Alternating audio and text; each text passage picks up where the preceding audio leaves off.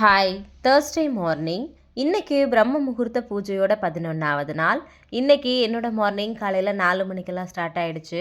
காலையில எந்திரிச்சு, குளிச்சுட்டு இன்னைக்கு 4:40க்குள்ள நல்லபடியா பிரம்ம முகூர்த்த பூஜைய வந்து பண்ணி முடிச்சாச்சு.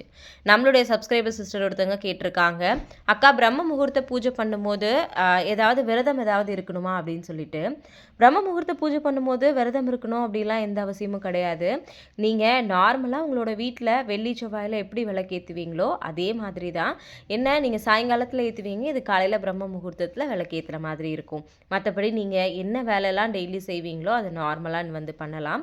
இதுக்காக தனியா விரதம் இருக்கணும் அப்படின்ற அவசியம் வந்து கிடையாது. எனக்கு தெரிஞ்ச விஷயத்த நான் உங்களோட வந்து ஷேர் பண்ணிக்கிறேன். இன்னைக்கு யாரெல்லாம் பிரம்ம முகூர்த்த பூஜை பண்றீங்களோ, எல்லாருடைய வேண்டுதலும் சீக்கிரமாவே நிறைவேறணும் அப்படின்னு சொல்லிட்டு நானுமே எல்லாருக்காகவும் பிரேயர் வந்து பண்ணிக்கிறேன்.